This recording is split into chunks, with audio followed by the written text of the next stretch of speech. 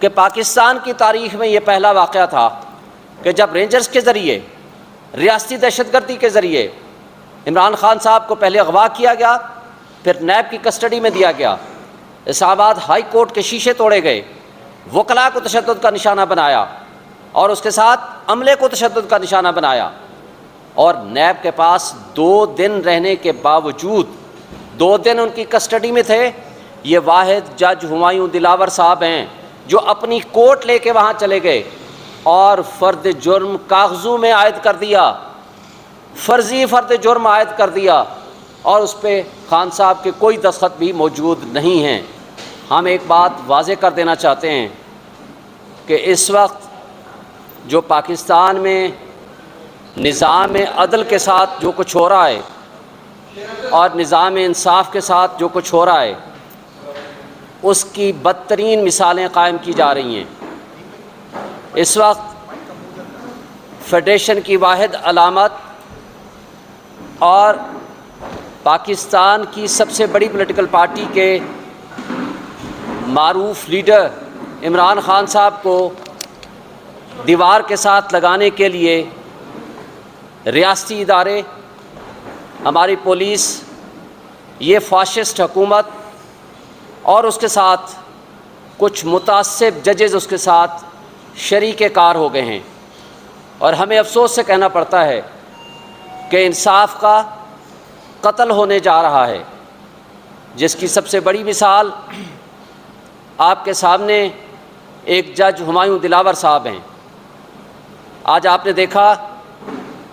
کہ ایک جج صاحب جو اس بات کو ایڈمٹ کرتے ہیں کہ اپنے فیس بک سے، ان کے فیس بک کے اکاؤنٹ سے عمران خان کے خلاف نازیبا پوسٹیں جاری کی گئیں اور نازیبا تصاویر بھی لگائی گئیں، اس سب کچھ کے باوجود وہ شخص کہتے ہیں کہ میں نے ڈے ٹو ڈے بیسس پہ اس کیس کا ٹرائل کرنا ہے، اور اس کے خلاف 1 سے زائد درخواستیں، ٹرانسفر اپلیکیشنز فائل کر دی گئیں بیفور دی اسلام آباد ہائی کورٹ، اور اسلام آباد ہائی کورٹ کے پاس وہ ٹرانسفر اپلیکیشن کے پینڈنگ ہوتے ہوئے اور ان کا میٹر FIA کو بھیجا گیا کہ اس کی ویریفیکیشن کرائیں ان کی پوسٹوں کی، اس کے باوجود کہ اس سے پہلے کہ اسلام آباد ہائی کورٹ اس بابت اپنا فیصلہ سنائے، وہ اس کو ڈے ٹو ڈے ہیئرنگ پہ چلا کر کے ان تمام پروسیڈنگز کو انفرکچوس اور غیر مؤثر کرنا چاہتے ہیں۔ اور یہ وجہ ہے،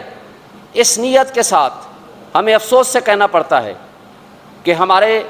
اس نظام انصاف میں رکاوٹ ہمارے اسلام آباد ہائی کورٹ کے چیف جسٹس صاحب بھی شامل ہیں اور ہمارے ڈسٹرکٹ جوڈیشری بھی اس میں شامل ہے۔ 14 جولائی 2023 کو جب نوٹیفیکیشن جاری ہوتا ہے تو کل سے چھٹیاں ہیں، اور اس میں ہمایوں دلاور صاحب بطور ڈیوٹی جج ان کا کہیں کوئی نام و نشان نہیں ہے، لیکن جب انہوں نے دیکھا کہ یہ ٹرائل جو کہ توشہ خانہ کا ٹرائل ان کے بقول مکمل نہیں ہو سکا، تو ڈسٹرکٹ جوڈیشری نے ایک اور طریقہ کار کے مطابق 3 دن پہلے ایک نیا کوریجنڈم جاری کر دیا کہ جناب ہمایوں دلاور صاحب 5 دن اور ڈیوٹی کریں گے، 1 سے لے کر 5 تاریخ تک، اور وہ کس لیے؟ تاکہ اس فکسڈ میچ میں وہ خان صاحب کو کسی نہ کسی طریقے سے وہ نااہل کرائیں یا سزا دلوائیں۔ اور اس بابت سپریم کورٹ کی ججمنٹس، ہائی کورٹ کی ججمنٹس بڑی واضح ہیں۔ اس میں سیکنڈ لا ہے کہ جب کوئی میٹر ہائر فورم پہ پینڈنگ ہو یا سب جوڈس ہو تو اس پہ پروسیڈنگز رک جایا کرتی ہیں، لیکن یہاں سپریم کورٹ نے بھی فیصلہ دیا، اسلام آباد ہائی کورٹ کے جج صاحب نے، چیف جسٹس صاحب کے پاس میٹر سب جوڈس ہے، اور انہوں نے کئی درخواستوں کے اوپر بھی یہ فیصلہ دیا اور نوٹسز جاری کیے، لیکن بدقسمتی سے ابھی مقدمے کی اختیار سماعت کا جج کا، آتھورائزڈ پرسن کا اور جورسڈکشن، ٹیریٹوریل جورسڈکشن کا کویسچن ابھی ڈیسائیڈ ہونا ہے، جیسا کہ سپریم کورٹ نے یہ اپنے ریمانڈ آرڈر میں حکم دیا ہے۔ لیکن اس سے پہلے جو کہ ایک بائس جج ہمایوں دلاور صاحب ان ساری پروسیڈنگز کو غیر مؤثر کرنے کے لیے اپنا وہ فیصلہ سنانا چاہتے ہیں۔ ان کے باعث ہونے کی بہت ساری مثالیں آج اس اپلیکیشن میں ہمارے پاس موجود ہے، ہم وہ کاپی بھی آپ کو دے دیں گے۔ میں رؤوف حسن صاحب کو کہوں گا کہ اس کی کاپیاں کرا کے آپ سب دوستوں کو بانٹ دیں، جو ہم نے ساری ریزنز دی ہیں، وہ ساری ریزنز ان کے باعث ہونے کی کیا ہیں وہ آپ کو کاپی دے دیں گے۔ اس کے ساتھ ساتھ اب ان کے متعصب ہونے کی کوئی گنجائش باقی نہیں رہی کہ جو عمران خان صاحب کا وکیل اس کیس میں پیش ہوتا ہے وہ سب سے پہلے اس وکیل کے خلاف آبزرویشن دیتے ہیں۔ اس میں زبانی آبزرویشن انہوں نے کئی وکلاء کے خلاف دی، لیکن جو ریٹن آبزرویشن دی ہے وہ ہمارے وکیل بیرسٹر گوہر علی خان کے خلاف دی، اور آج ہمارے سینئر ایڈوکیٹ جو کہ سپریم کورٹ کے سینئر وکیل ہیں خواجہ حارث صاحب، ان کے خلاف آبزرویشن دی ہے۔ اس طرح وہ جان بوجھ کے اپنے تعصب کو وہ روک نہیں پائے اور وہ اس کو عیاں کرتے جا رہے ہیں۔ اور آپ نے دیکھا کہ پاکستان کی تاریخ میں یہ پہلا واقعہ تھا کہ جب رینجرز کے ذریعے ریاستی دہشت گردی کے ذریعے عمران خان صاحب کو پہلے اغوا کیا گیا، پھر نیب کی کسٹڈی میں دیا گیا، اسلام آباد ہائی کورٹ کے شیشے توڑے گئے، وکلاء کو تشدد کا نشانہ بنایا اور اس کے ساتھ عملے کو تشدد کا نشانہ بنایا، اور نیب کے پاس 2 دن رہنے کے باوجود 2 دن ان کی کسٹڈی میں تھے۔ یہ واحد جج ہمایوں دلاور صاحب ہیں جو اپنی کوٹ لے کے وہاں چلے گئے اور فرد جرم کاغذوں میں عائد کر دیا، فرضی فرد جرم عائد کر دیا، اور اس پہ خان صاحب کے کوئی دستخط بھی موجود نہیں ہیں۔ اور اس سب کچھ کے باوجود جب ان کے سامنے کوئی بھی آبجیکشن پٹیشن لائی جاتی ہے تو وہ آبجیکشن پٹیشن لانے والے وکیل کے خلاف سب سے پہلے وہ آبزرویشن دیتے ہیں۔ اور آپ نے دیکھا عامر فاروق صاحب نے، جسٹس عامر فاروق صاحب چیف جسٹس، جن کے پاس یہ ہمارے والی کرمنل ریویژن پٹیشن موجود ہے اور اس کی سماعت 3 تاریخ کو فکس ہے، لیکن اس میں جو پچھلا آرڈر کیا تھا انہوں نے ریمانڈ آرڈر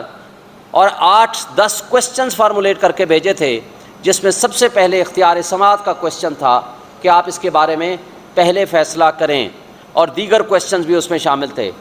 لیکن بدقسمتی سے 7 دن کی بجائے جس دن خواجہ حارث صاحب نے چھٹی کی درخواست دی 1 دن کے لیے، تو انہوں نے اسی دن بغیر سنے خواجہ حارث صاحب کو اور ہمارے باقی کسی بھی وکیل کو انہوں نے اس پہ فیصلہ دے دیا اور کہا کہ ہمیں اختیار سماعت حاصل ہے۔